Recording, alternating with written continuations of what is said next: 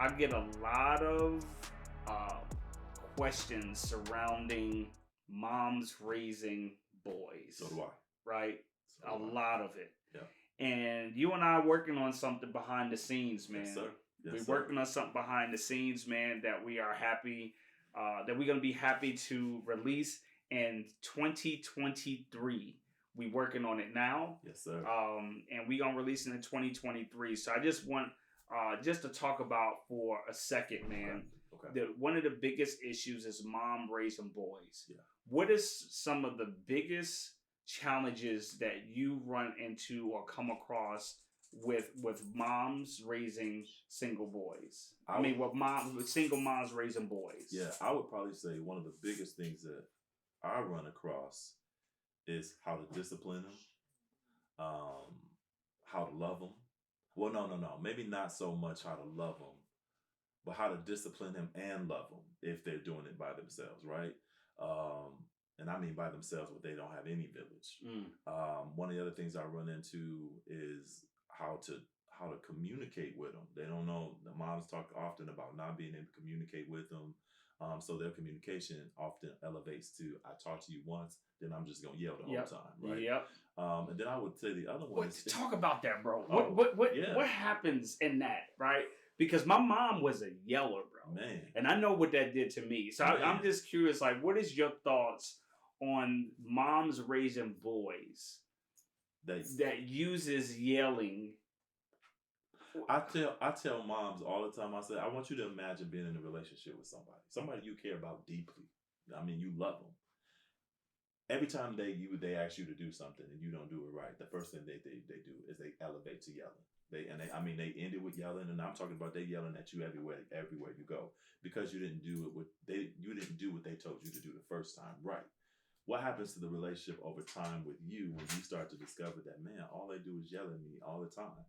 And even if you're not yelling they're not yelling at you all the time, you can anticipate that there's going to be yelling, right? So that's one thing. Maybe you aren't yelling, but I can anticipate it coming, so I've already prepared myself for it, right? Yeah. What do you do when you're in a relationship with somebody like that? And they start to talk about, oh, I probably won't be in a relationship with them, or that's abuse. And I say, okay, so let's look at that from the standpoint of parenting and a child.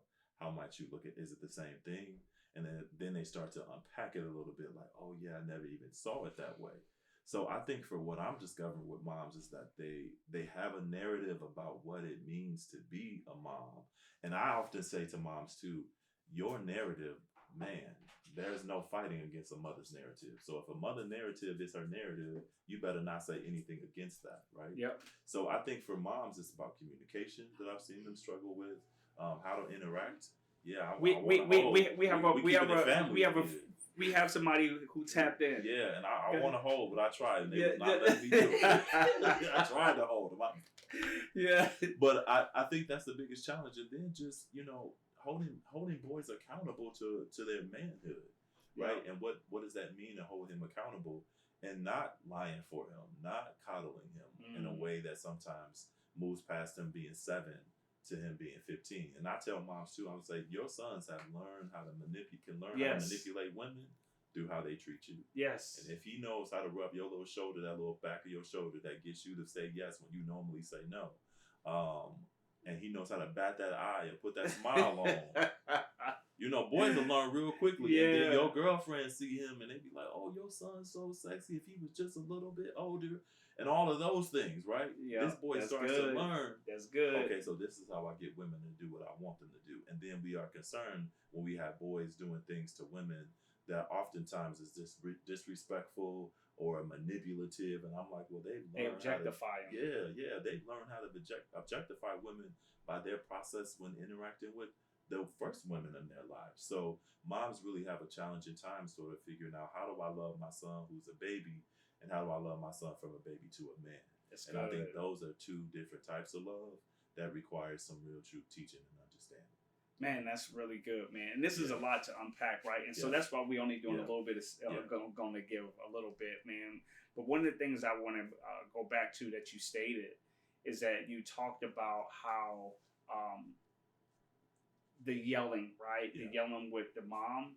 And this is my thing, bro, is that there can be some emasculation in it. Oh yeah, easy. Right? Easy. Because from the standpoint that this child is like, listen, my mom, when she talks to me or when this woman talks to me, they beat me down, beating my confidence down. Yeah. And what happens, they feel less than a man, right? Yeah. And one of the things that I make sure that takes place with my son, you know, personally, is that even though I will correct him, his mom corrects him and the whole nine, I never want him to walk away feeling defeated. Yeah. Right? I want him to still be empowered because I just know the ego and the pride of a man. Yeah. And right now he's young, he's small, but I don't want him to grow up and then use his physicality on somebody else to prove a point or to put his foot down. Yeah. Right? Yeah. So I am very intentional about him communicating his feelings or what is he's processing of what he's going through, right? And especially if he have an interaction with his mom, I'm here to not to govern, but to be a buffer, right? Because my wife doesn't know what it is to be a man. She doesn't know how it is to raise a boy, right? It's our first time. Right. So just like with girls, I allow her to lead in that area. She allowed me to lead in this area. And she like, well, I guess that's just boy, huh? And I'm like, yep, that's just boy. That's just boy. Yeah. Right? Yeah. So we have to allow, you know, certain things. We just have to, because it's going to happen. But my thing is that we need to talk him through it so he can process those feelings, those emotions. So when he get his first, you know, his erection or he sees something on TV, you know what I mean? We don't demonize. You know what I mean? We talk about like, oh, that's normal, bro. Yeah. You know what I mean? This is what happens. It'll be up now. Yeah. You know what I mean? 10 minutes. It'll be back down. Yep. Yep. Don't worry about it. There's nothing wrong with that. You know what I mean? You see somebody kiss. Yep. It'll boop. For women, it may not be that. So just, you know, going through that's real. Through the whole process. And that's why fathers is so important too, right, bro? Because I'm gonna share that story. Yeah. But fathers are so important because it's like those types of experiences. Those type of experiences. When we launch our new boy, you will hear that story. 4th grade, you don't know. Yep. You don't know. And so if you don't know, then you start to demonize in your own head too. Is this correct? And who do you talk to? So I think moms need to be equipped with the skills, knowledge, and abilities to be able to do this in a way that requires them to connect to other healthy men in their village to help them raise their sons. And I think that's, for me, the biggest piece of this is that, I was raised by my mom, single mom. She did it. She did her thing. She did. But there are a host of things that, man, I would have been able to get had I had, whether my father was present or whether there was another man who sort of stepped in and said, hey, son, I'm going to help guide you through. And I think that's another thing I want for us to do too, is that not only do we support single moms, but we also support men to help them recognize that you do have the confidence. I build the confidence of men in the village, uncles, cousins, to say, hey, okay, my sister's doing this by herself. What role can I play to support her? And I think that part is for us is important too. Because mom does have extensions there. It isn't just where the dad is not present. She's got a cousin. She's got an uncle. There's somebody there. There's a granddad. But how do we also give them the courage to step in that space too, to say, okay, I do have a vital role. What can my role be? And how do I help guide our grandson, my nephew, my uncle, my brother, into that space that can support Absolutely, too, man. You know what I'm saying? You know, that is so important, man. One of the things I want to, you know, say as we get out of here, man, is I want moms to be aware that he's not your man. Right? A lot of times we raise... Wait. You just can't drop that. You just can't drop that and then just go, well, a lot of times we raise... No! Wow. Yeah. That's real. It is real, That's right? real. I mean, because what happens, man, is that a lot of times moms will get caught up in that boy and think that he is their man, right? Especially he may start dating somebody else. You don't want him to date. That's not your man. Yeah. Right? You can't dictate, right? Please go ahead. But he became her man when he became the space that she could go to share all her challenges with. And what her son did for her over time is that he consoled her. Yep. He kept her secrets. He listened to her. He rubbed her back. He made her feel better. So that when she started dating again, he's like, wait a minute. You can't date anybody. Yep. Me and you've been together all this time. Yep. Now you want me just to take out the trash? Yep. But prior to that, I was your confidant. When old dude treated you dirty, you came to me. You cried on my shoulder. We went out to eat together. We didn't have, there was no man. And now you mad at me because I don't like old boy. But y'all now just got me taking out the trash. And you telling me to take the trash? Y'all better get out of here. I ain't coming back. You got a baby boy moment. Yeah. You got that baby And we doing that all the time. Yes. All the time. Yes. So I think us doing this is really going to help moms sort of recognize, okay, my son does have a role. What role can he play? And then what can I do to make sure that he gets all of that he needs? He can't be your man. He cannot be your man. He can't be your man. Woo. And I'm going to leave it at that. He can't be your man. Boy, we done started some stuff. Yeah. So we're going to tap into my ways. I gotta Jeez. We're going to tap into it. Yeah, that's going to be good. Right? Yes, sir. Yes, sir. Yeah, we're going to tap into it. Yeah, that's going to be good. Recorder. We're going to tap into it. So listen, man. What I know to be true, right, is that women are absolutely amazing. Absolutely. With playing their position of being a mother, caregiver, like ride or die, do their thing, man. Yeah. And so with this new project that we're launching, we just are going to give them some tools and strategies to help them to make things just a little bit more easy while they're raising these sons, you know, if they are faced with an absent father. And not only that, I mean, just some additional viewpoints, or, you know, even if you may be married or have the fathers involved, but here's another way for you to have some tools and strategies on what you can do and what this young man is going through and how you can support him. So, because the goal is not to demonize moms, not to make them shame for the choices that they may have made in the past, but to help them truly understand too, like, hey, this stuff isn't, when we say this, it might not feel good at first, but this is our way of encouraging you and loving on you too, to say, hey, this how you take care. This how you take care. Yeah. And that's not gonna always sound good. That's real. Yeah. And we and even though it's short, we're gonna still have a legit or not legit. Oh shit. And so I have one. Oh boy. Here we go. Is it legit? Now you know it's a problem when he points.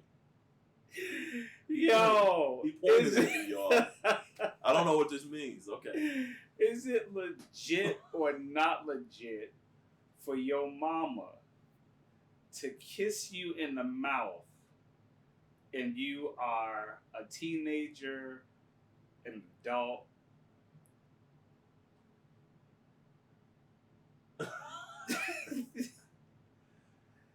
So, if you always do this. He always do this to me, y'all. Any of y'all who watched any of the previous episodes, I always have to go through the space. Because I don't just want to just say something and say it.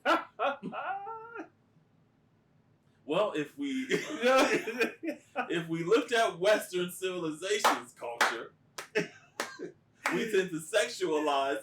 Is it legit or not legit for a mama to kiss her teenage or young adult son in the lips?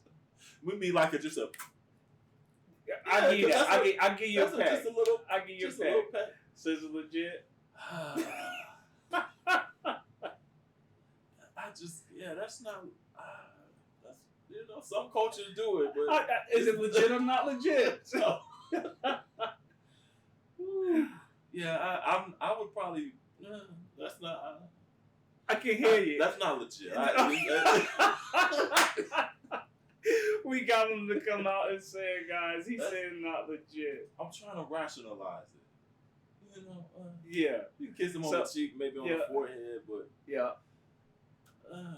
So mine, so mine is not legit, right? But this is not gonna be legit. But this is the thing. is that my mom, my mom loved me so much, man, and she used to kiss me on the lips for a long time, and it got uncomfortable. Yeah, and I'm like, Mama, and we still, right? I wanted to, turn to you like, oh, you want to kiss me on the lips no more? No, and she was offended. She was offended. She was hurt. Especially because at this time, I was starting to kiss other girls. Yeah. Right? Yeah. So I'm at that state. Yeah, there's a cutoff point. Like, there's a cutoff point. I promise you I love you.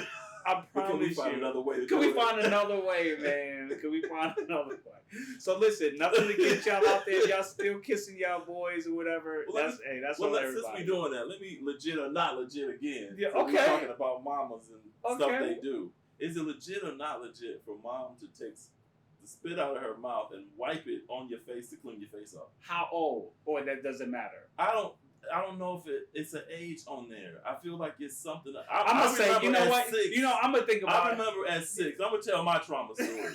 I remember at 6 she did it, and there was a scent that just was right there. I'm like, what is that smell across my nose? Not normal. I didn't have nothing on it, but there was a scent. Oh my god! So no, it's not legit, bro. I'm not faltering and wavering. I ain't trying to you gotta say, ain't no age. I was 6 and I smelled it. Get a towel. Some baby wipes. Oh my gosh, that Come is on, good. mamas. Okay. Anyway, I'm sorry.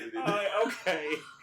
Listen, I am not going to try to legitimize that one because, apparently he's still dealing with that. And I don't know if he got a little switchblade in his pocket. So what he said.